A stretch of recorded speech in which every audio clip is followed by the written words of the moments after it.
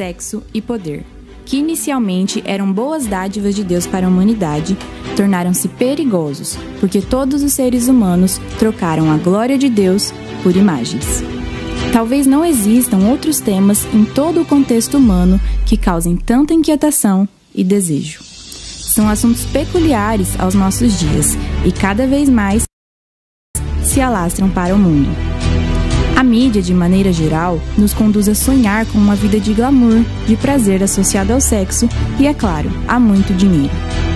Não existem outros aspectos da vida humana que tenham tanto poder para abençoar ou amaldiçoar. Não há outras 3 coisas que tenham sido tão buscadas ou que precisem tanto de uma resposta cristã.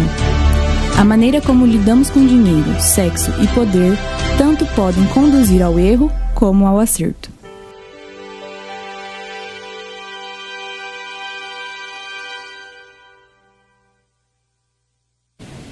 Muito bem, nós estamos trabalhando aí ao longo deste mês de março essa temática, dinheiro, sexo e poder.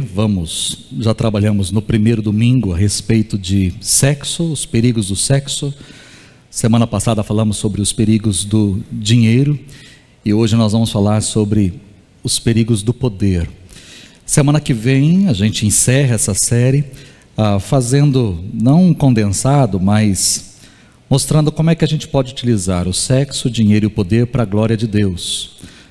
Eu não quero terminar essa série de uma forma negativa, mas de uma forma positiva.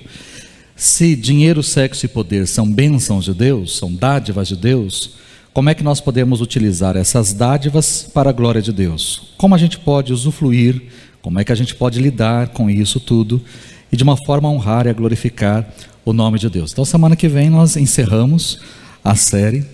E aí o pastor Aurílio já deu spoiler, né? No primeiro domingo de abril, um domingo então antes da Páscoa, nós vamos falar sobre o Cordeiro de Deus. Agora você entende o porquê da minha barba. Não é porque eu votei no Lula, porque eu não votei no Lula, entendeu? A barba acho que é para o seu sacerdote, né? Sei lá, que a gente vai tentar. Vou aguentar, irmãos, a barba até o dia 2 aí de abril, para a gente poder caracterizar e fazer esse tempo de ceia judaica. Nós fizemos isso há 5 anos, em 2018 nós fizemos essa ceia. Nós vamos fazer isso dessa vez. Naquela época tínhamos um culto só, foi o último ano que tínhamos apenas um culto. Desde setembro de 2018 nós temos os 2 cultos, manhã e noite, e aí nós vamos fazer manhã e noite, né, celebrar o Cordeiro de Deus. Então, como era feito no tempo judaico, né? No tempo de Moisés, o cordeiro, nós vamos ter cordeiro aqui, carneiro para comer, pão, ázimo, ervas amargas, né? O suco de uva, no lugar do vinho, no caso, né? E nós vamos ter esse tempo de celebração aqui, tanto de manhã quanto à noite. Então vai ser um culto diferente, e aí no outro domingo do segundo já é Páscoa. E depois, se Deus quiser, no terceiro domingo de abril, a gente começa uma nova série de mensagens, provavelmente trabalhando o livro de Esther e pegando algumas mensagens desse livro para as nossas vidas. Mas é essa programação que a gente tem no nosso coração, mas estamos na dependência de Deus. Bom, temos trabalhado essa série de mensagens, Dinheiro, Sexo e Poder, baseado em livros, né? Primeiro tem um livro em 1985 lançado, de Richard Foster, que tem esse tema, dinheiro, sexo e poder. Depois, muitos anos depois, 2018, 2019, Timothy Keller e John Piper lançaram livros lembrando ou trazendo esse tema novamente. Timothy Keller trabalhou um livro Deuses Falsos, as promessas vazias do dinheiro, sexo e poder, e John Piper, Vivendo na Luz, Dinheiro, Sexo e Poder. Então são 2 livros recentes, mais recentes, que trabalham também esse tema. E eu disse hoje pela manhã, e repito, falar sobre sexo é sempre um desafio, falar sobre sexo na igreja é sempre um desafio.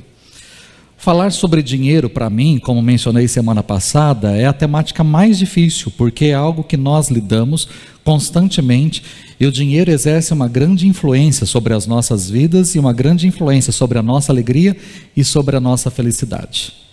Nós somos constantemente abalados diante ou de notícias, ou de extratos, ou de situações que nos deixam, quando estamos bem financeiramente, nós normalmente estamos radiantes, um pouco mais alegres e felizes, mas quando a nossa situação financeira está complicada, a gente também se entristece, e aí a gente percebe o quanto o dinheiro exerce uma influência muito grande, significativa sobre as nossas vidas. Então sempre é um desafio falar sobre o dinheiro. Mas para mim, em particular, a mensagem sobre poder é a mais difícil. Porque essa posição que ocupamos aqui é uma posição, querendo ou não, de poder, ou de poderio. A gente exerce uma grande autoridade sobre a vida da igreja, sobre a vida de pessoas. Então, e aí nós temos transmissão e a gente não consegue mensurar quantas pessoas estão sendo alcançadas através disso, o que acontece do lado de lá, quantas pessoas estão sendo influenciadas. Então tudo isso daí gera em nós, pastores, ou pessoas que estamos aqui em cima, gera em nós uma luta constante com relação ao poder. Então, para mim, dentre os 3 temas, esse é o mais difícil. Para mim, em particular, talvez é o tema que mais me pega, porque a gente vive cercado de elogios ou de palavras, e nós precisamos saber lidar com isso, administrar isso, para não deixar o poder subir a cabeça e a gente ir além daquilo que de fato a gente tem que ir. Mas sexta-feira a gente estava jantando em casa e meu filho perguntou: pai, domingo é o quê? Eu falei: vai falar sobre o poder? Eu falei: domingo é poder. Mas a pergunta que a gente tem que fazer é: o que é o poder? O que é o poder? A gente pode resumir poder da seguinte maneira: poder é a capacidade de obter aquilo que você deseja. Quando você deseja algo, a capacidade que você tem de conquistar ou de ter este algo, isso a gente chama de poder. Poder é a capacidade de buscar aquilo que você valoriza, aquilo que eu dou valor, aquilo que eu valorizo, a capacidade de buscar isso é poder. Nós normalmente lidamos com poder e mesclamos o poder com aquilo que chamamos de glória. Vamos imaginar, eu acho que é mais fácil de você entender. A glória, por exemplo, dos atletas é o seu poder de superar todos os outros competidores. Ou seja, qual é a glória do atleta? É a capacidade dele ser o mais rápido, é a capacidade dele ser o mais forte, o mais preparado, o melhor. Então, quando o atleta, por exemplo, ele conquista uma medalha de ouro na Olimpíada, ou quando ele termina um campeonato em primeiro lugar, ou seja, essa é a sua glória. Ou seja, eu me superei, eu superei os demais, eu sou o melhor que os demais, eu estou acima dos demais. Então essa é a glória do atleta, é o poder que o atleta tem com relação aos demais. A glória, por exemplo, dos estudiosos é o poder do seu intelecto, a sua memória, a sua precisão analítica, a sua capacidade de entendimento, a sua sabedoria para extrair verdades profundas. Então, a capacidade, a glória daquela pessoa que é estudiosa, é ela, por exemplo, vamos pegar os professores que aqui estão, existem alunos que vão para a prova, ou quando eles vão pegar a prova, eles sabem que a nota que virá ali é a melhor de todas. Ele vai ou gabaritar aquela prova, ou ele vai tirar um 10, ou uma nota muito próxima, 9.8, 9.5, sei lá, alguma coisa muito próxima, e vai superar os demais. Existem alunos, porque é a sua glória, é o seu intelecto, é a sua capacidade. Tem aquele que vai pegar a prova achando que o 6, ele conseguiu o 7, tem aquele que, quando ele consegue um 6, um 7, ele glorifica a Deus, né? Mas existem aqueles que se enchem, porque eu sou o melhor dessa turma, eu sou o melhor dessa sala. É a glória daquele que é o intelectual, do estudioso. A glória, por exemplo, de um ator ou de uma atriz é o seu poder de retratar um personagem de tal modo que ele arranque aplausos. Se ele está num teatro, ele arranque aplausos. Mas se ele está fazendo um filme, uma série ou uma novela, por exemplo, a glória de um ator ou de uma atriz é fazer, por exemplo, se ele é um malvado, é fazer com que a gente o odeie. Não é ruim, por exemplo, para um ator estar com toda certeza num shopping e alguém chegar nele e falar assim: eu odeio você. Para ele deve ser a glória. Por quê? Você não odeia a mim, você odeia o personagem que eu interpreto. né? Ou se não, quando você assiste um filme, uma novela, uma série, e tem aquele personagem fofo, aquele personagem dócil, amável, que a vontade que você tem é de acabar aquela cena, aquele filme, e você trazer para sua casa. Você gostaria de ter aquele personagem com você. Ou seja, essa é a glória do ator, quando ele consegue arrancar de você aplausos, risos, lágrimas, ódio, amor. Essa é a glória do ator e de uma boa atriz. A glória, por exemplo, dos políticos é o seu poder de persuadir, é o seu poder de convencer o outro de que a sua visão, ou de que o seu ponto de vista é melhor que o dele. É a capacidade de discursar e conquistar aquilo que é o outro que está do lado contrário. É arrastar o outro para o seu lado. Esse é o poder de persuasão, por exemplo, de um político, ou pelo menos deveria ser. A glória, por exemplo, de um professor é poder explicar fatos com clareza, de um modo tão atraente que aumente não só o entendimento dos seus alunos, mas desperte a empolgação dos alunos com relação àquela matéria.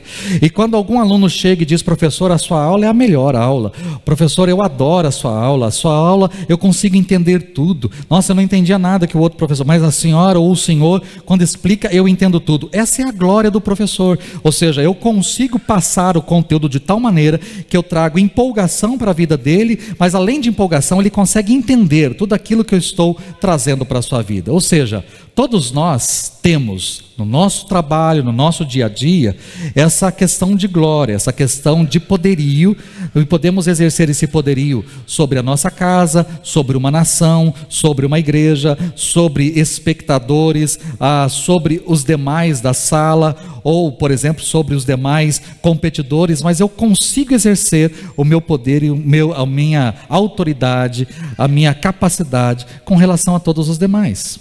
A gente chama de glória, mas a gente poderia entender como poder. Normalmente nós valorizamos o poder quando ele é utilizado para fazer o bem, e nós admiramos quando, por exemplo, um político ou um governante exerce o seu poder, a sua autoridade para beneficiar o povo. Quando alguma coisa acontece para benefício de todos, nós aplaudimos, nós valorizamos. Mas quando acontece de forma negativa, nós não queremos saber, nós detestamos aquilo. Porque se aquela pessoa está lá, ela está lá para nos beneficiar, ou para nos ajudar, e não para ser contra nós. Então, quando olhamos, por exemplo, para a palavra de Deus, 1 Pedro 2, esse não é o texto base, mas apenas para a gente entender, 1 Pedro 2, verso 13 diz: por causa do Senhor, sujeitem-se a toda autoridade humana, seja o imperador como autoridade suprema, seja os governantes como enviados por ele para punir os que fazem o mal e honrar os que fazem o bem. É isso que nós queremos. É fácil você se submeter a uma autoridade, a um imperador, a um presidente, a um governante, quando ele utiliza-se da sua autoridade para punir aquele que faz o mal, mas para honrar aquele que faz o bem. Aí nós aplaudimos esse governante, porque entendemos que ele está exercendo a sua autoridade, e exercendo a sua autoridade da maneira correta, exercendo o seu poderio da maneira correta. Agora, a gente sabe muito bem que nem sempre o poder é exercido para o bem. Provérbios 29, verso 2 diz que quando os ímpios governam, o povo geme. Ou seja, quando sobe ao poder alguém que é ímpio, alguém que é corrupto, alguém que só pensa no mal ou no seu bem-estar em detrimento dos demais, o que acontece? O povo geme. E muitas vezes, como povo brasileiro, na nossa história, nós gememos. E continuamos gemendo diante de governantes que só pensam em si, em detrimento a nós. Então, o povo geme. Então, veja, por exemplo, isso a gente consegue enxergar de forma muito clara. Nós tivemos Davi, né, como um grande rei de Israel. Depois, no seu lugar, ficou Salomão, filho de Davi.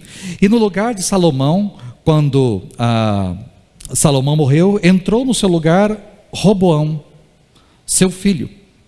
E é interessante que quando Roboão assumiu o poder, ele diz o seguinte: esse é o seu discurso inaugural, tá certo? Como ele assume o reino: meu pai lhes tornou o jugo pesado, mas eu o aumentarei ainda mais. Meu pai os castigou com chicotes, mas eu os castigarei com escorpiões. Esse é o discurso inaugural do reinado de Roboão. É por isso que o reino se dividiu. 10 tribos ficaram de um lado e Roboão ficou com o sul, com Benjamim e Judá. Separou o reino de Judá e o reino de Israel. As 10 tribos seguiram Jeroboão, o reino do norte. Então nós percebemos alguém que sobe ao trono, mas sobe ao trono não com a intenção de abençoar, não com a intenção de ajudar, não com a intenção de usar o seu poder para trazer bênção, mas ele está com a intenção de usar o seu poder para trazer, para ferir, para amaldiçoar, para realmente pisar, massacrar o povo. E aí nós sabemos qual é o resultado disso. Aí reside um dos perigos do poder. E por que um dos perigos do poder? Porque o poder ele é perigoso não apenas porque é possível utilizá-lo para fazer o mal, mas o poder é perigoso também porque nós podemos utilizá-lo para exaltar aquele que tem. Aí é um outro perigo. Não só usar o poder para o mal, mas exaltar aquela pessoa que tem o poder. Uma vez que todos nós, seres humanos, desejamos glória, somos tentados a buscar admiração, a obter poder, porque nós amamos, querendo ou não, nós amamos ser admirados, elogiados, e nós exercemos o poder exatamente para isso, para arrancar aplausos, para arrancar elogios, ou seja, o nosso poder é empregado para exaltarmos a nós mesmos, e esse é um grande perigo. Aliás, para muitos, talvez o anseio por atenção e por admiração é mais profundo do que o desejo por sexo ou por dinheiro. Em alguns casos é até difícil de distinguir os três. Deixa eu mostrar isso de forma clara. Vamos pegar a primeira temática sobre os perigos do sexo. No ato sexual, por exemplo, uma mulher anseia pelo toque do homem, ou ela anseia em mostrar o seu poder de sedução? Se é pelo toque do homem, é o prazer sensual, sexual. Se é para demonstrar o seu poder de sedução, eu estou falando de poderio, eu já não estou falando de sexualidade. Existem pessoas que querem mostrar o seu poder de sedução. Existem pessoas, por exemplo, que se vestem de forma tão atrativa porque ela quer exatamente isso. Ela quer ir num restaurante, ou ela quer ir numa boate, ou ela quer ir num barzinho, e ela quer atrair os olhares de todos para ela. E se ela tem um belo corpo, uma bela silhueta, então ela se veste de forma sedutora, porque ela quer exercer. E para ela o prazer é exatamente passar ou ir até um banheiro, ou ir até um determinado lugar, e ela perceber que todos estão olhando para ela. Esse é o poder da sedução. Deu para entender? Está ligado com a sexualidade, mas é o poder da sedução. Por exemplo, um homem anseia por estímulo ou ele anseia por admiração? Se é por estímulo, o poder do sexo. Mas se por acaso é só por admiração, é o poder em si mesmo. Não é o sexo, mas o poder. Ou seja, são elementos que estão entrelaçados e às vezes são até mesmo indivisíveis. E essa indivisibilidade é ainda mais evidente no caso do dinheiro. Dinheiro e poder. Aqueles que têm a capacidade de obter riquezas são tentados não apenas a acumular dinheiro, mas também a acumular os emblemas da riqueza. Porque são poucas pessoas ricas, né, talvez você conheça, poucas pessoas ricas escondem as suas riquezas. Talvez um ou outro que possa entrar, por exemplo, bem simplão numa agência, numa concessionária, talvez o Serginho já presenciou isso. Camarada bem simples, calça jeans suja, rasgada, uma botina, uma camisa tudo para fora, amassada, um chapéu às vezes na cabeça, ou sei lá. Cara, tudo você olha para ele de cima e embaixo assim, e fala, esse cara não tem dinheiro. Mas ele fala assim, eu quero comprar esse carro, quanto está essa caminhonete? Aí está tanto. Mas a gente pode parcelar, fazer isso daqui? Ele fala, não, eu quero pagar à vista. Aí você olha de cima e embaixo assim e fala, São poucas as pessoas que não expressam, não demonstram a sua riqueza. A grande, esmagadora maioria das pessoas ricas, elas não querem esconder a sua riqueza, elas vestem a sua riqueza, elas dirigem a sua riqueza, elas moram na sua riqueza, elas se sentam em cadeiras que as suas riquezas podem comprar. A sua vizinhança declara a sua riqueza. Você viu o carro novo que ele comprou? Você viu o tamanho da televisão que entrou e que entregaram esses dias na casa dele? Você viu? Ou seja, a vizinhança declara a sua riqueza. O seu assento de primeira classe no voo declara a sua riqueza. O seu hotel, o resort que ele fica, declara a sua riqueza. Ou seja, a pessoa, ela quer não só, ela não apenas é rica, mas ela quer que as outras pessoas saibam que ela é rica. Para a maioria das pessoas, metade do prazer que o dinheiro proporciona se perderia se ninguém soubesse que elas são ricas. Elas querem que as pessoas saibam que elas são ricas, porque o dinheiro faz isso. O dinheiro faz a pessoa dizer: eu sou poderoso, eu tenho a capacidade de obter riqueza, eu tenho o poder intelectual de ser mais perspicaz que os demais. Admirem a minha ética de trabalho, admirem a minha engenhosidade, admirem a minha capacidade de saber a hora certa de agir, admirem a minha astúcia, admirem a minha aptidão, admirem a minha coragem de correr determinados riscos. Ou seja, eu não sou rico sem motivo. Se eu estou onde eu estou, se eu tenho o que eu tenho, porque eu sou capaz. Então a pessoa, ela quer demonstrar a sua capacidade, ela quer demonstrar todo o seu poderio, né? Então ela tem dentro de si raízes do poder. Então é quase que indivisível. Quando lidamos principalmente poder e dinheiro, é quase indivisível. Já é uma linha tênue entre poder e sexo, mas entre dinheiro e poder é quase indivisível. É diante dessa situação que Jesus então traz advertências. E é interessante como Jesus trabalhou essas advertências com muita paciência. A caminho de Jerusalém, indo para morrer, indo para a cruz, Jesus 3 vezes no caminho declara que ele vai morrer. 3 vezes no caminho ele leva os seus discípulos a entenderem isso, de que ele vai morrer, de que ele será entregue, de que ele será castigado, de que ele será perseguido, de que ele será humilhado, zombado, cuspido, de que ele será morto. Então ele menciona isso 3 vezes para os seus discípulos, mas é interessante. Cada vez que ele menciona, ele se depara com a questão do poderio, do outro lado. Os seus discípulos não estão preocupados com esse anúncio. Os seus discípulos estão preocupados com poder. E isso a gente vê de forma muito clara. Onde nós percebemos isso? Marcos capítulo 8, esse é o texto base, Marcos 8, Marcos 9 e Marcos 10. Marcos capítulo 8, nós temos a primeira advertência de Jesus no verso 31 e no verso 32. Diz o seguinte: Jesus começou a ensinar-lhes que era necessário que o Filho do Homem sofresse muitas coisas e fosse rejeitado pelos anciãos, pelos principais sacerdotes e escribas, e fosse morto e depois de 3 dias ressuscitasse. E ele dizia isso claramente.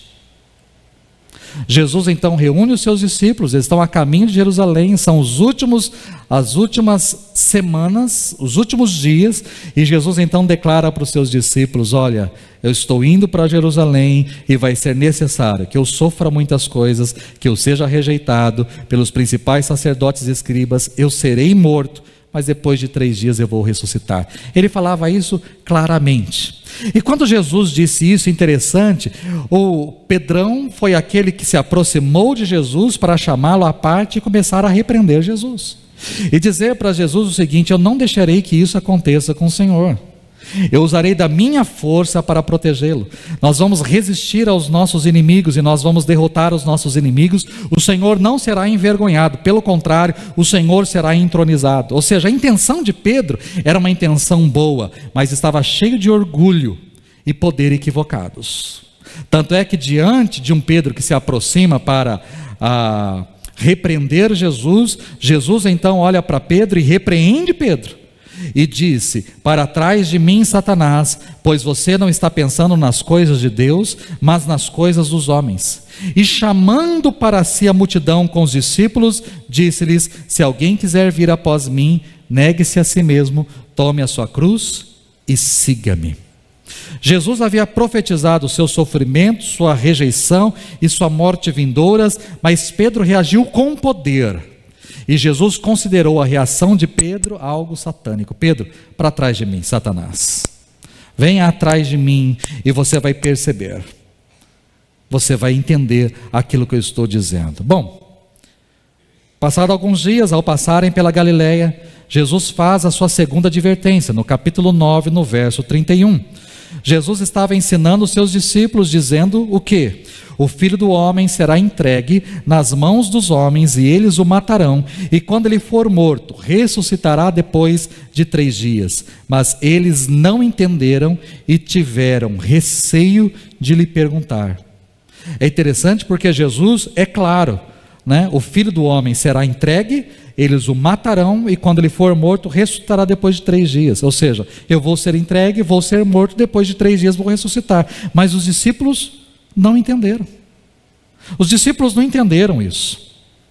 Quando chegaram em Cafarnaum, que era o destino final daquele pedaço da viagem, Jesus perguntou para os seus discípulos: o que é que vocês estavam conversando ao longo do caminho? Porque eu percebi que vocês estavam conversando. O que é que vocês estavam conversando? E qual foi a resposta dos discípulos? O verso de número 34 diz que eles ficaram calados.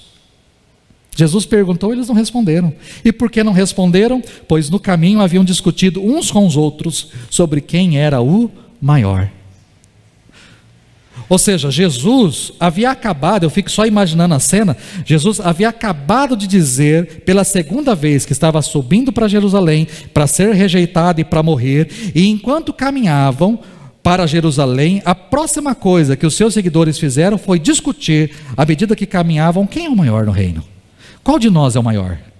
Será que é o Pedro que é o maior? Será que é o Tiago que é o maior? Será que é o João, que Jesus ama mais? Quem que é o maior? Será que é o Judas, que fica carregando a bolsa? Quem que é o maior no reino de Deus? Quem que é o maior de nós aqui? Quem que é o maior?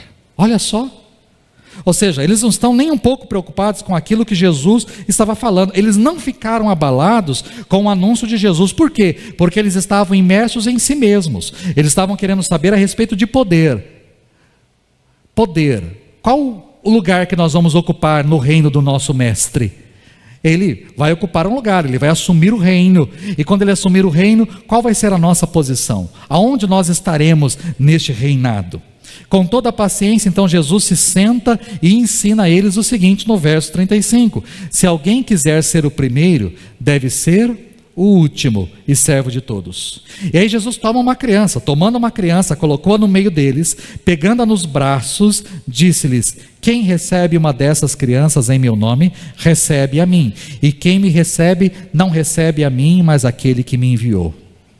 Jesus está dizendo para os seus discípulos o seguinte: vocês querem ser o maior no reino? Então sejam o menor. Vocês querem ser o maior no reino? Então sirvam a todos. Vocês querem ser o primeiro? Se tornem o último. É simples, é muito simples. E aí Jesus pega exatamente uma criança e coloca no meio deles, porque a ideia aqui é mostrar: olha, cuidem de uma criança, porque uma criança não tem absolutamente nada para oferecer. Se você fizer alguma coisa para um adulto, ou para alguma pessoa empoderada, alguma coisa assim, você pode receber algum tipo de recompensa, algum tipo de aplauso e reconhecimento, algum tipo de honraria. Mas quando você faz alguma coisa para uma criança, o que você recebe? No máximo um obrigado, se ela for muito bem educada. Mas a criança não tem absolutamente nada para te oferecer. Ou seja, cuide, faça o seu serviço sem querer receber absolutamente nada. Apenas sirva por servir, cumpra o seu papel, faça o que você tem que fazer. É exatamente isso que Jesus está ensinando para os seus discípulos. Vocês querem ser o primeiro? Então façam a parte de vocês, sirvam, apenas sirvam. E aí nós temos uma terceira advertência de Jesus no capítulo de número 10. No verso 33, eles estavam tensos, estavam com medo, já estavam se aproximando de Jerusalém, na grande festa da Páscoa. E aí diz que: eis que subimos para Jerusalém, é Jesus dizendo, e o Filho do Homem será entregue aos principais sacerdotes e aos escribas, e eles o condenarão à morte, e o entregarão aos gentios. Zombarão dele e cuspirão nele, e açoitarão e o matarão, e depois de 3 dias ele ressuscitará. É interessante porque Jesus ele é um pouco mais forte, é uma pegada um pouco maior aqui, dizendo que ele será preso, será entregue, vão zombar dele, vão cuspir nele, vão açoitá-lo, vão matá-lo. Ou seja, Jesus, ele aumenta o drama aqui nessa situação. Mas é interessante, repare que eu terminei no verso 34. Não há sequer um espaço, não há um respirar, não há um fôlego, não há um intervalo. No verso 35, o que acontece? Tiago e João, filhos de Zebedeu, aproximam-se de Jesus e dizem o seguinte para Jesus: Mestre, queremos que nos faça o que lhe pedirmos. E ele lhes perguntou: o que vocês querem que eu lhes faça? E eles responderam: permita que na sua glória nos assentemos um à tua direita e outro à tua esquerda. Pela terceira vez Jesus está dizendo: eu vou morrer. Estamos subindo para Jerusalém, e ao chegar em Jerusalém, eles vão me prender, eles vão zombar de mim, eles vão me açoitar, eles vão me matar. E quando Jesus termina de dizer isso, aproximam-se os dois para dizer: Senhor, a gente queria fazer um pedido, será que o Senhor pode nos atender? Mas o que é que vocês querem? Senhor, na tua glória, no teu reino, um pode ficar à tua direita e outro à sua esquerda.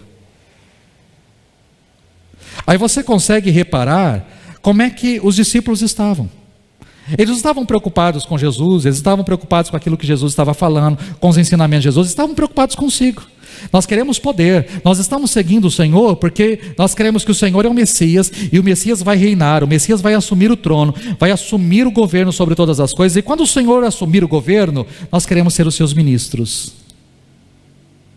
Nós vamos votar no Senhor, vamos continuar contigo, mas a gente quer alguma coisa, a gente quer barganhar aí. A gente te apoia, a gente te coloca no trono, mas quando o Senhor assumir o trono, lembra da gente? Eu quero ser o ministro da economia, eu quero ser o ministro da fazenda.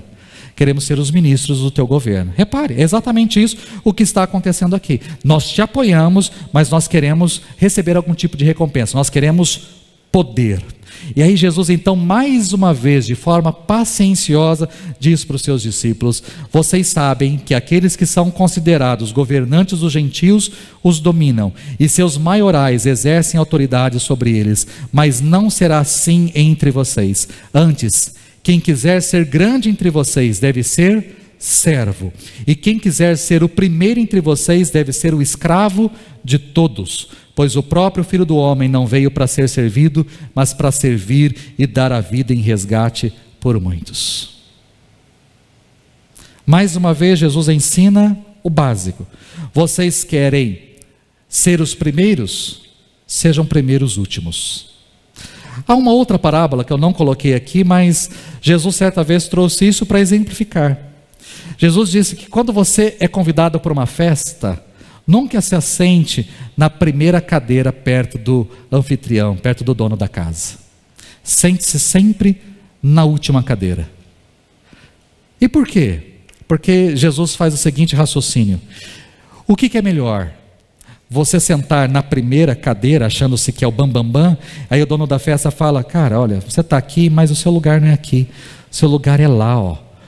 Por favor, você pode se levantar daqui e dar lugar para outra pessoa? Levanta daqui, por favor, vai sentar lá atrás, lá é o seu lugar.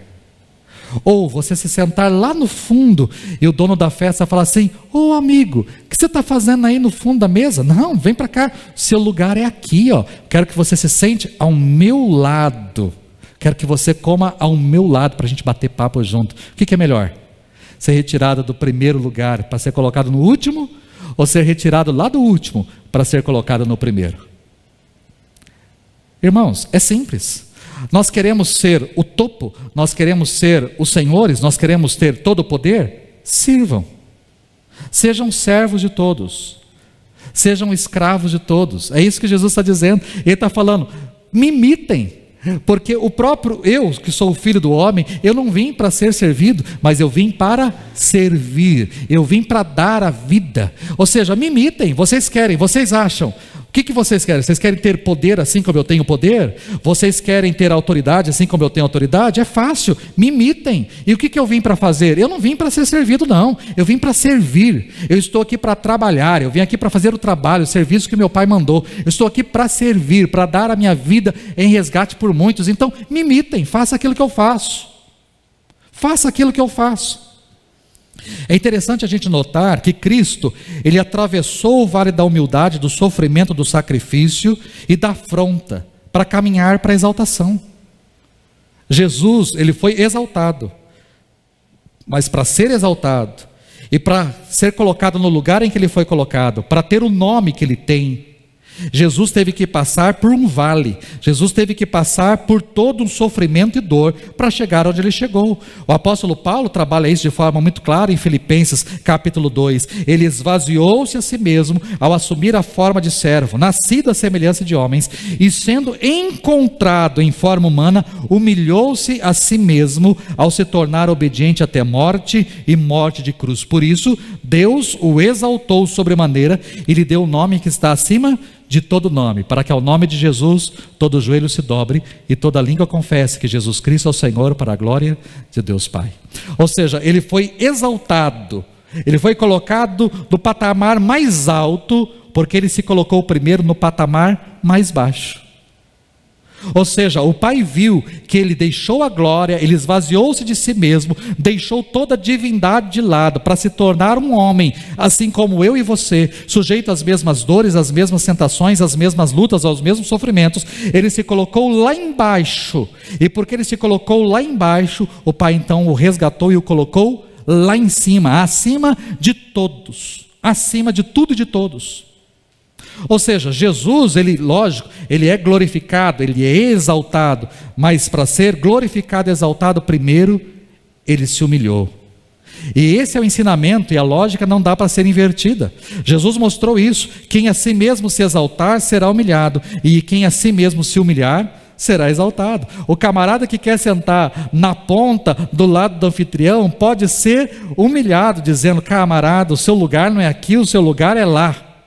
Em compensação, aquele que se humilha colocando lá atrás, é esse que pode ser chamado dizendo: filho, o seu lugar não é aí, seu lugar é aqui, lugar de honra, você vai sentar ao meu lado, eu quero conversar e comer com você, você vai partilhar do mesmo pedaço de carne que eu, não é lá na ponta, é aqui. Ou seja, aquele que se exalta vai ser humilhado, mas aquele que se humilha será exaltado. Essa é a lógica, não tem como inverter, não tem como você dizer assim: eu quero o poder, ou eu quero a glória, eu quero a fama, eu quero o sucesso, eu quero reconhecimento, eu quero, sem passar pela dor, pelo sofrimento, pela angústia, por tudo que temos que passar.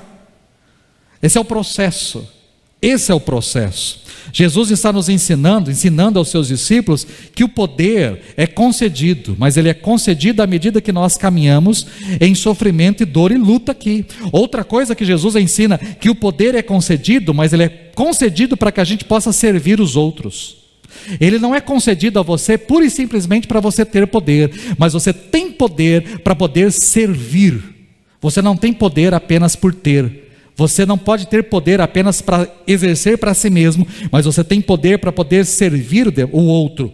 O maior poder se encontra na humildade, o maior poder se encontra no serviço. O poder é aquilo que vem de Deus. E quando que ele vem de Deus? Quando nós renunciamos o poder em nós mesmos. E até mesmo o louvor, o aplauso, o elogio vem de Deus quando nós renunciamos o louvor, o aplauso, o elogio das outras pessoas. Porque Deus reconhece que nós somos um servo bom e fiel, que fomos fiel no pouco e ele vai nos colocar sobre o muito. Repare, o elogio vem dele, o poder vem dele. Eu tenho que ter esse entendimento. Mas por que nós ansiamos por exaltação própria? Porque nós somos egoístas. Porque nós queremos ser exaltados. E é interessante que a gente pode manifestar isso, pelo menos de duas formas muito claras. Talvez não tão claras, ou pelo menos não estava tão claro para você até hoje. Mas a gente pode manifestar esse desejo na aparente fraqueza da autopiedade. Por exemplo, o orgulho humano é manifesto de duas formas: vanglória e autopiedade. Talvez você sempre pensou no orgulho humano relacionado à vanglória, à exaltação, à soberba, mas o orgulho humano também está aqui, na autopiedade. A vanglória é a reação do orgulho ao sucesso, mas a autopiedade é a reação do orgulho ao sofrimento. A vanglória é a voz do orgulho no coração dos fortes. A autopiedade é a voz do orgulho no coração dos fracos. A vanglória diz o seguinte: eu mereço ser admirado por causa das minhas muitas realizações. A autopiedade diz: eu mereço ser admirado por causa dos meus muitos sacrifícios. Você vai entender esse discurso quando você fala o seguinte assim: ninguém me valoriza, porque eu é que trabalho nessa casa, eu é que coloco o pão na mesa, eu que trago a comida para cá, sou eu que sustento esse lugar, e vocês não valorizam. Isso é a vanglória. Sou eu que trabalho, sou eu que trago, sou eu que coloco, sou eu que faço, sou eu que realizo. Ou seja, eu quero que vocês me reconheçam por aquilo que eu tenho feito por essa casa. Essa é a vanglória. E qual que é a autopiedade? É quando aquela mãe diz assim para o filho, né? Ou o pai diz assim para o filho, ou alguém fala assim: eu não tenho valor mesmo, porque eu me sacrifico por todos vocês. Essa é a autopiedade. Porque eu abri mão dos meus sonhos por causa de vocês, porque eu abri mão de fazer uma faculdade por causa de vocês, eu abri mão de ser uma profissional para criar vocês. Essa é a autopiedade. Ou seja, eu preciso de reconhecimento. É o ego ferido. Aqui eu tenho um camarada que se acha, mas aqui eu tenho aquele que está ferido e que se acha tão...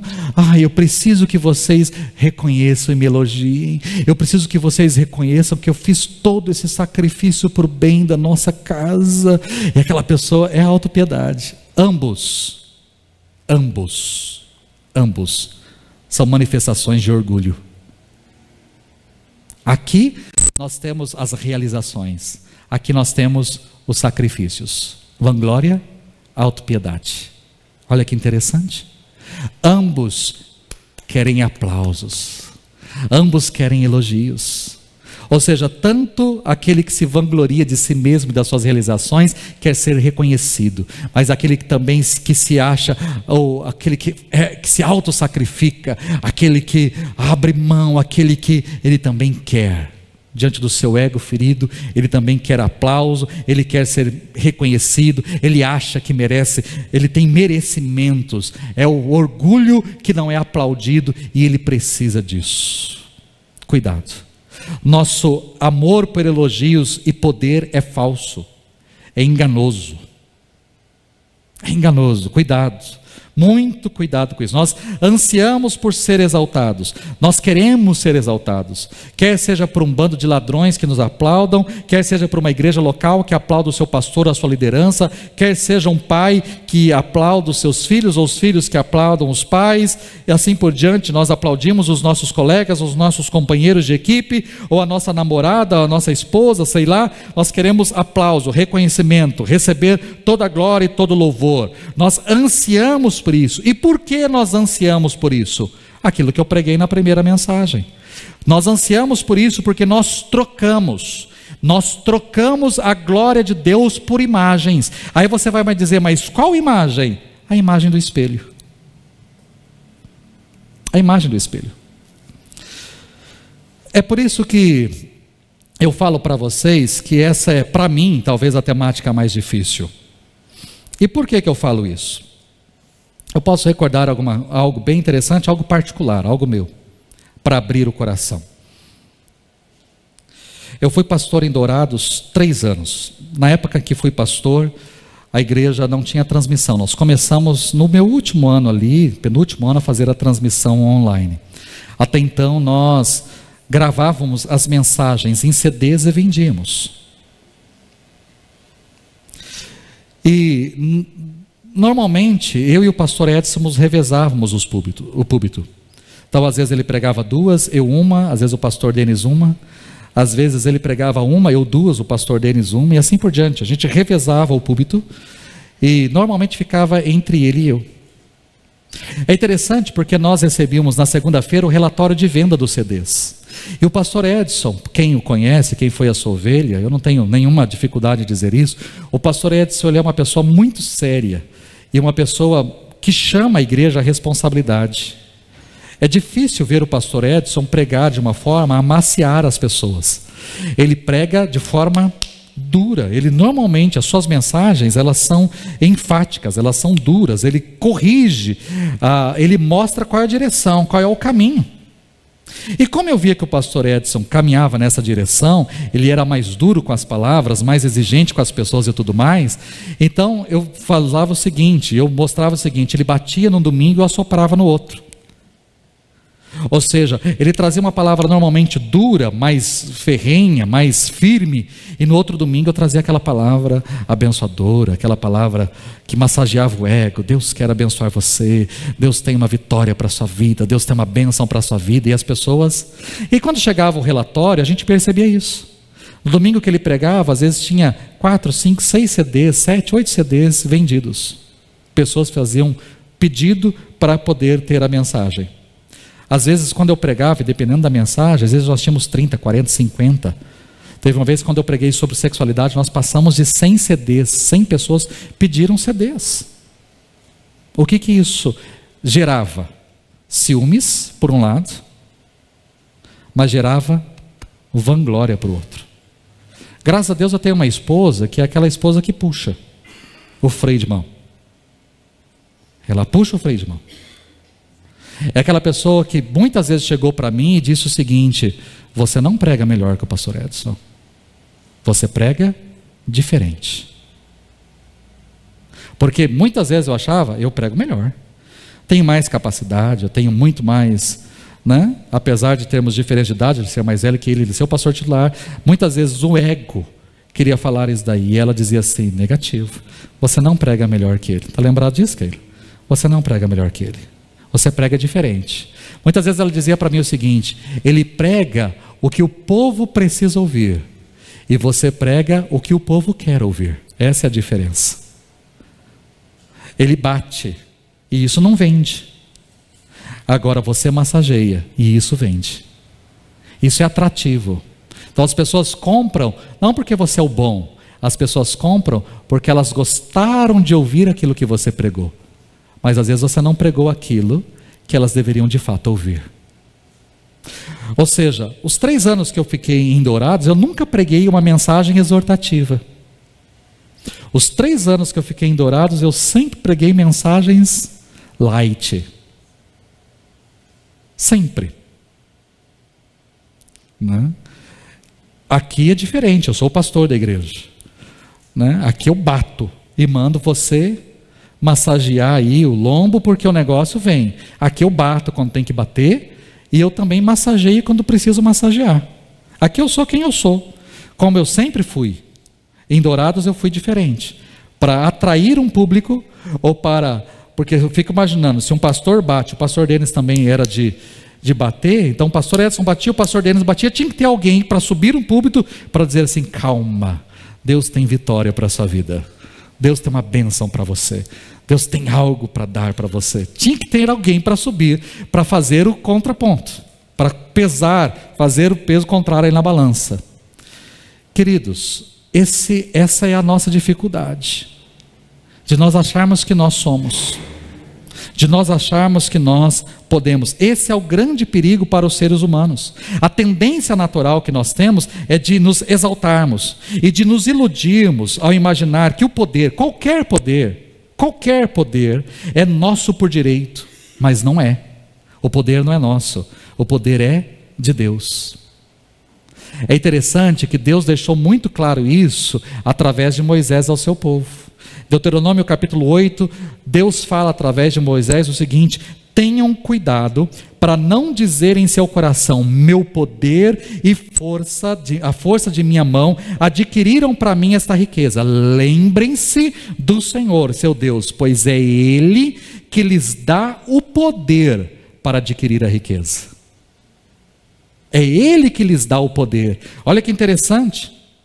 Ou seja, esse é o risco que nós temos. É o risco que eu tenho como pastor, constantemente dizer assim: sou eu.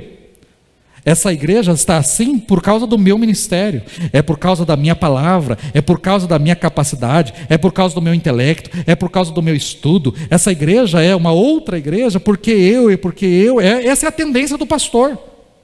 Esse é o perigo que o pastor corre constantemente. Por isso que eu falo, essa é a mensagem mais difícil para mim. Porque esse é o perigo das pessoas aplaudirem. Eu estou num lugar de muita visibilidade, e de pessoas aplaudirem, de pessoas elogiarem, de pessoas dizerem: pastor, nossa, a sua pregação, ô pastor, o senhor é um... Não, sabe, esse tipo de coisa. Isso pode inflar o nosso ego de tal maneira, e a gente precisa de esposas de pessoas que são colocadas por Deus de forma estratégica para dizer assim: abaixa a bola, não é tudo isso não. O poder não é seu, é Ele quem te deu o poder. Entenda isso. A instrução não é sua, a capacidade de falar não é sua, o entendimento não é seu, o intelecto não veio de você, não é nada seu. Isso é tudo Deus que te deu. A palavra foi Deus que te deu, a sabedoria foi Deus que te deu, a capacidade foi Deus que te deu, a persuasão foi Deus que te deu, o domínio de falar, a forma de falar foi Deus que te deu. E do mesmo jeito que Ele te deu, um dia Ele pode te tirar. A hora que Ele quiser, Ele pode tirar. Ou seja, muito cuidado com isso. É isso que Deus está dizendo. Esse é o perigo que nós corremos, por exemplo, na nossa empresa. É porque essa empresa sem mim, sou eu que faço essa empresa acontecer, sou eu que faço essa empresa rodar, sou eu que trago vendas para essa empresa, sou eu que negocio, sou eu. Se essa empresa sem mim não seria nada. É assim como vendedor, é assim como um funcionário, esse lugar, esse setor, essa gerência, sem mim não seria nada. É porque eu que faço, eu que aconteço, eu que realizo. Ou seja, nós temos essa tendência de dizer que nós somos, e a gente tem que se lembrar do Senhor. Cuidado. Eu sou o melhor professor, eu sou o melhor coordenador, eu sou o melhor instrutor, eu sou o melhor. Cuidado com esse tipo de coisa. Cuidado. Se Deus lhe deu alguma coisa, Ele lhe deu o poder para você conseguir aquilo. Mas é interessante a gente entender também que esse poder nos foi dado para benefício de outros. Como é que eu quero concluir isso daqui? O remédio para o viciado em poder está nesse texto aqui de 1 Pedro capítulo 2, verso 21. Pedro está conversando com os seus discípulos, escrevendo carta para os seus discípulos e dizendo o seguinte: eu sei que vocês estão sofrendo perseguição, vocês estão sofrendo lutas, vocês estão sofrendo dificuldades. A vontade de vocês é de se vingar, mas eu digo para vocês: não se vinguem. E aí Pedro traz isso daqui. Sabe por que vocês têm que passar por sofrimento e luta, por dissabor e tudo mais? Para isso vocês foram chamados. Vocês foram chamados para isso, pois Cristo também sofreu por vocês, deixando-lhes exemplo, para que sigam seus passos. Pedro, ele está dizendo para mim e para você o seguinte: Cristo veio a esse mundo e nos deixou um exemplo para que a gente siga o seu exemplo. Cristo tinha poder? Tinha e tem. Mas para que Ele exerceu o poder? Não para si mesmo. Ele tinha poder para os outros. Tudo que Ele fez visando os outros. Ele veio para servir os outros. Ele veio para dar a sua vida em favor dos outros. Então sigam o seu exemplo. Caminhem nos seus passos, sigam o seu exemplo. É assim que Pedro termina. Quando eu olho para esse texto, eu destaco algumas coisas. Primeiro, desperta o nosso desejo de ser semelhante a Jesus. Você está aqui neste mundo e você é cristão. Pelo menos se você é cristão, o cristão nada mais é que aquele que está no caminho. O cristão nada mais é que aquele que segue os passos do Mestre. O cristão nada mais é que segue os passos do seu Senhor. E se o seu Senhor se humilhou, humilhe-se. Se o seu Senhor abriu mão, abra mão. Se o seu Senhor foi até a cruz, vá até a cruz. Se o seu Senhor pegou uma bacia e uma toalha, pegue uma bacia e uma toalha e sirva. Faça aquilo que o seu Senhor fez. Primeiro, Ele nos deu o exemplo para seguirmos os seus passos. Ponto. Segunda coisa que eu vejo nesse texto, esse texto garante para mim que o caminho do sofrimento, da fraqueza, do sacrifício conduz de fato à glória. Eu não posso querer glória sem passar por sofrimento, lutas e dissabores. E o apóstolo Paulo deixou isso bem claro. Nós temos esses momentos que são curtos, são breves, momentos na nossa vida de aflição, de dor, de angústia, mas isso nada se compara perto da glória que está por vir. Ou seja, nós temos esses momentos difíceis, mas isso nada é perto daquilo que o Senhor tem reservado para nós lá na frente. Eu quero viver na glória, eu quero viver ao lado do meu Senhor, eu quero ser glorificado assim como o meu Senhor foi, eu quero viver lá com Ele. Ok, para viver lá, sofrimento e dor, serviço aqui. A glória é a recompensa daquele que serve e faz aquilo que o seu Senhor fez aqui. Uma terceira coisa que eu percebo nesse texto, talvez o mais importante: o exemplo de sofrimento é parte essencial e magnífica da beleza de Cristo. Para você, vamos pegar o seguinte: para você enxergar o Cristo glorificado, você primeiro precisa enxergar o Cristo massacrado. Para Jesus, e a visão de Jesus maravilhosa que podemos ter, para enxergá-lo na sua glória, na sua magnitude, na sua soberania, no seu poderio, a gente primeiro precisa enxergá-lo na sua fraqueza, na sua debilidade, na sua fragilidade. É ali que a gente enxerga. Não tem como eu enxergar Cristo glorificado sem enxergá-lo primeiro sofrendo. E aí está a beleza da glória de Deus, em Cristo Jesus. Vamos pegar um exemplo, eu vou trabalhar isso daqui a 2 domingos. João, Apocalipse capítulo 4, tem uma visão maravilhosa do trono de Deus. Trono de Deus, um mar de vidro na frente, 4 seres viventes, 24 anciãos, milhares e milhares de anjos, louvando e dizendo: Santo, Santo é aquele que era, que é e que há de vir. Há um louvor constante. De repente, João observa que na mão daquele que está sentado no trono há um livro, fechado por dentro e por fora, selado com 7 selos. Capítulo 5. E quando João observa aquele livro fechado, ele também observa que ninguém era capaz de abrir o livro e de desatar-lhe os selos. Ninguém sequer era capaz de olhar para aquele livro. E João então começa a chorar copiosamente porque ninguém se achou digno de abrir aquele livro. E de repente um anjo se aproxima de João e diz: calma, eis que o leão da tribo de Judá, a raiz de Davi, venceu, e ele há de abrir o livro. Ele é digno de abrir o livro. E aí João então enxuga os olhos ali, enxuga as lágrimas e olha em direção ao trono. E quando ele olha em direção ao trono, ele não enxerga o leão da tribo de Judá. O que ele enxerga? O Cordeiro de Deus.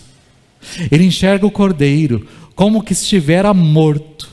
E aquele Cordeiro se aproxima e toma o livro da mão daquele que está sentado no trono e desata-lhe os selos. É o livro da história. Ele abre o livro da história, e quando ele pega e abre o livro da história, todos começam a cantar: digno és de receber, de tomar o livro e de desatar-lhe os selos, porque foste morto e compraste para Deus pessoas de toda tribo, língua, povo e nação, e os constituíste reino e sacerdotes para o nosso Deus. E aí começa todos a louvar e dizendo: digno és de receber todo louvor, toda honra, toda glória, todo domínio pelos séculos dos séculos, amém. Começa um louvor maravilhoso, porque aquele Cordeiro se achou digno. Mas interessante, o anúncio é o leão da tribo de Judá, e nós muitas vezes queremos enxergar o leão da tribo de Judá, porque o leão é o animal poderoso, é o rei da floresta, é aquele que domina, é o poder.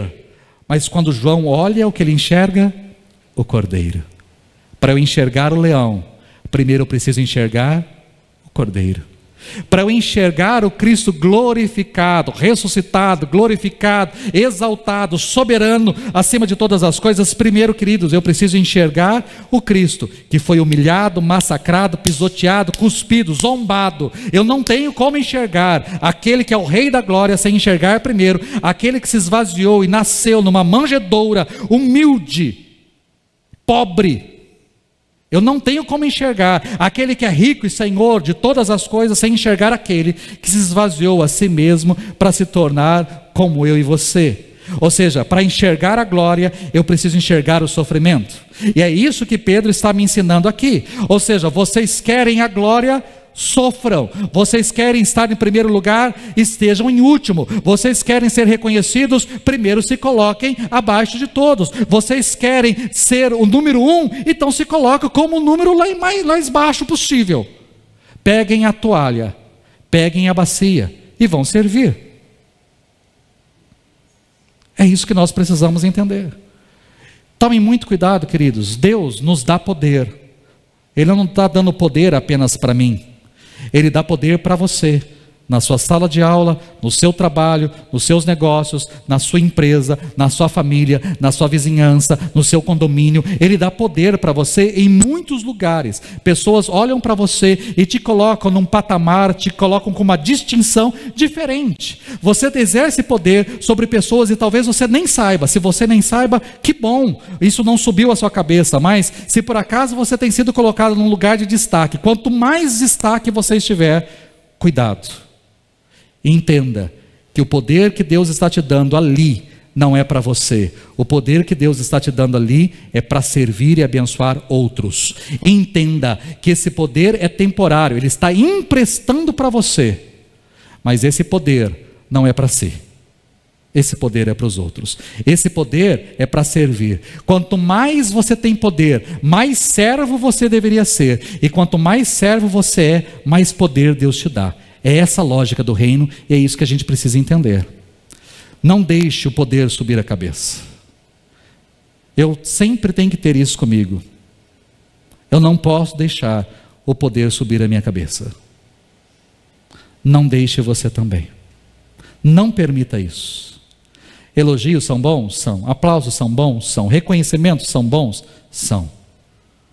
Mas quando você receber qualquer um deles, entregue aos pés daquele que é digno de receber tudo, porque dele é o poder. Entregue. Entregue. Quando alguém me elogia, eu não tenho problema. É bom? Lógico. A gente se sente bem? Com toda certeza. Muito melhor um elogio do que uma crítica. Dependendo da crítica, muito melhor a crítica do que o elogio. Mas, quando você recebe, eu sempre preciso ter isso diante dos meus olhos. Não sou eu. Se a palavra alcançou seu coração, não fui eu. Se eu tive condições de sentar e escrever, não fui eu. Se eu tive condições de pegar um texto, extrair e ensinar você, não fui eu. Esse dom não é meu. Não nasceu comigo. Foi dado para mim. E eu preciso exercê-lo da melhor maneira possível, para a glória daquele que merece glória. E eu preciso colocar aos pés daquele que de fato tem todo o poder. Não sou eu. Que Deus os abençoe. Em nome de Jesus. Vamos ficar em pé?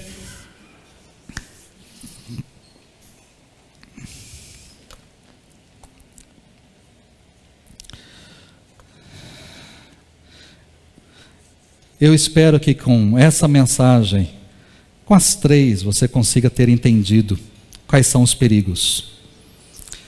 E que você tenha deixado Deus trabalhar no seu coração aquilo que de fato precisa ser trabalhado. E que Deus nos instrua sempre, né? Em nome de Jesus. Pai, eu quero agradecer ao Senhor por essa noite e por esse tempo. Obrigado por essa palavra. Obrigado porque a gente pode olhar para a Tua palavra e entender de forma muito simples aquilo que o Senhor Jesus quis nos ensinar.